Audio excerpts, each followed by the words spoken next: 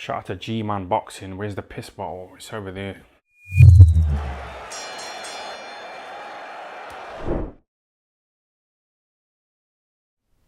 The scorecards for Anthony Joshua versus Oleksandr Usyk have been released. Now, we knew what the scores were, obviously, after they announced it in the ring. You know, it was 117, 112, 116, 112, and obviously 115, 113. That's the one we're going to talk about. Steve Weisfeld's scorecard was alright, 116, 112. The other judge, the Ukrainian judge, Viktor Freshenko, I think is how you pronounce it. I'm probably butchering it. That was more inclined to what I had. He had one round even. I think he had the 8 round even. I just gave that round to AJ. I felt that Usyk won all the others. Was it the 8th? We gave one round even, certainly, but I gave AJ 3 rounds. You know, I gave him the 8th, the 5th, and the 6th. It's the Howard Foster scorecard I want to talk about. More specifically, I want to just have a talk about this, because it's not just that scorecard as an isolated incident. You know, we obviously saw what happened with Campbell Hatton on that card. I've already spoken about that at length. I don't really feel the need to go into it again. Absolute robbery, absolute shocking decision.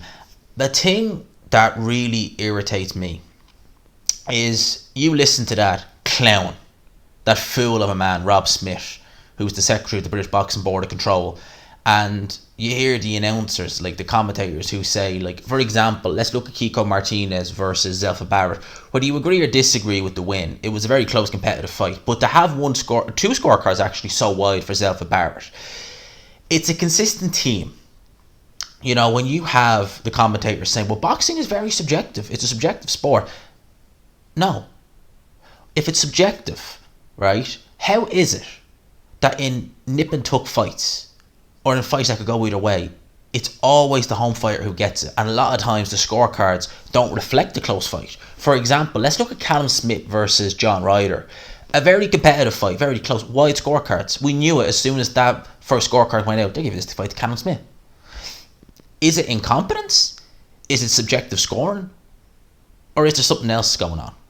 You know, we've seen it with Terry O'Connor as another example. Lewis Ritson when he fought Miguel Vasquez. Absolute robbery of 2020, in my opinion. You know, we see it with Miguel Vasquez again against O'Hara Davis. You know, it was a standalone referee score in that fight, Ian John Lewis. O'Hara Davis raised Miguel Vasquez. He knew what it was. Why is it that the away fighter doesn't get it? So if, for argument's sake, we imagine, imagine we have a prospect against the journeyman, and the journeyman nicks a couple of rounds, and for some reason the referee just gives him an extra 2 rounds, he wins. Why don't we see that? We never see it. We never see it. Why is it that we always see it, especially in the UK? You know, we see a lot of dodgy decisions. To be fair, we see a lot of dodgy decisions everywhere. But why is it that 9 times out of 10 it's the home fighter or the favourite fighter who gets it? How come it's never the other way around? If it's just a case of incompetence, if it's just a case of subjective scoring, why is it always for the fighter who is the home? Why does? Because surely by, you know, the process of like percentages, you know, surely it should go one way sometimes and the other way the other, but it doesn't do that, does it not? It always tends to go one way. When I look at Howard Foster's scorecard, it's a complete joke. The first round, AJ barely landed a punch in that first round. Did he even land any punches in that first round? But what I did see in that first round was Usyk landing the left hand. He established the left hand straight away. The second round was a little bit closer, but again, Usyk, in my opinion, won the first 4 rounds. And it looked almost to me that Howard Foster, after a point in that fight, maybe kind of looked and realised, this is only going one way. I can't, if I do give this fight to AJ split. Now, saying that, there'll probably be no repercussions, because there never seems to be. You know, it is quite remarkable, isn't it, when you think about it, that you could be a judge of boxing, and this isn't just the British Boxing Board, this is across the board, but you could be a judge in boxing, and unless the scorecard, like CJ Ross, is completely out of this world, there's never any repercussions, is there? There really isn't. So, like, if you see a fight where it's clearly gone one way, and you don't just give it to the other fighter, but you give it to him by a wide margin, you're never told to explain your scorecard.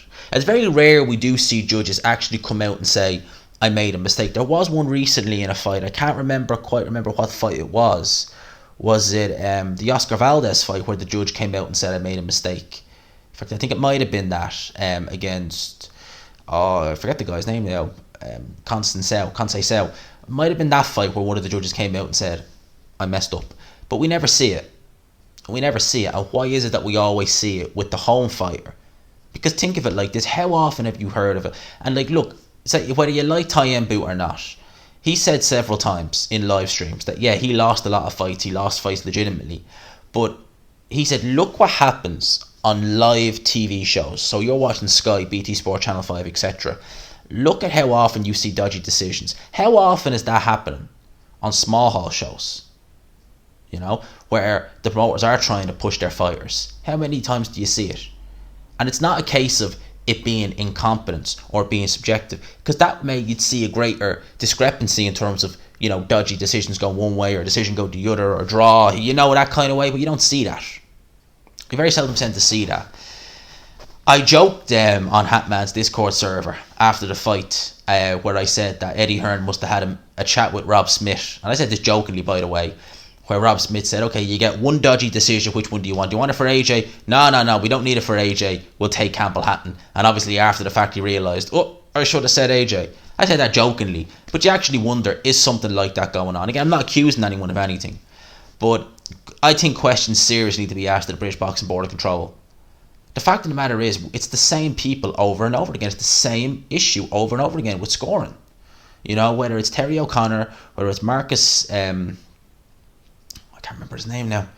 Marcus Alexander, is that his name? Whether it's Howard Foster, you know, Ian John Lewis, etc. It's all the same names.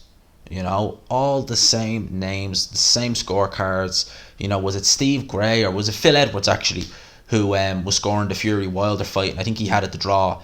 You know, it's the same names over and over again. Now, Rob Smith is not a nice person. You know, if I could say what I wanted to say, I'd say what Dell, Blue Collar Sports, said in his post-fight review. I'd say that about Rob Smith, and Dell knows what I'm talking about. But he has nothing but contempt for boxing fans as far as I'm concerned, because he always says, you know, oh, these people just sit watching box. They don't know what it... Well, we know enough to know who's winning the fight. We can see what's going on. We're not there ringside, but we can see clearly from our angle what's going on. We can see who wins and who doesn't win, and we can see what rounds fighter A is winning over fighter B. And there is no way in hell Anthony Joshua won 5 rounds in that Oleksandr Usyk fight. No way in hell. I mean, to give him the first round is criminal, considering the other 2 judges didn't.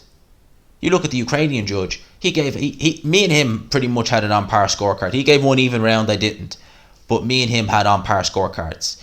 Andy Clark from Sky scored the fight exactly as I did. How is it that we all seem to come to the same conclusion, but yet we have one person who sees it completely different? I don't buy that it's subjective, and I don't buy that it's just incompetence. I'm not buying that. I want to know I actually would be interested to know what the viewers, what the subscribers, what your scorecard for the Anthony Joshua Usyk fight was, and what do you think can be done, if anything, about this? I'd be very interested to know your thoughts in the comment section. I hope you don't feel like that this is me being a negative buzz or just having a go, but I just feel the need to point it out. If this video can reach anyone and it can help, you know, because at the end of the day, you look at Sonny Martinez, that's chances of a few paydays possibly gone. You know, you wonder if you're Oleksandr Usyk and you're looking at that scorecard, you just think, do I want to come back to the UK? Do I want to have an English judge? Do I want to do this somewhere else? Do I want to go again through all this if they're going to give rounds that... Like the first round was clearly Usyk round. You couldn't even argue with that. AJ didn't do anything. Gets the round. What? Same with the second round. That was a little bit closer, I will admit that, but still it was an Usyk round in my opinion. It's like, what? What? Sorry? And you kind of wonder to yourself, like, what would, like, if Usyk didn't rock AJ in the third, or he didn't have such a good seventh, would he have given those rounds to AJ? You know, I mean, you're talking like fine margins, but would AJ being rocked a bit in those rounds be the difference between Usyk winning it and losing it? The rounds, I mean.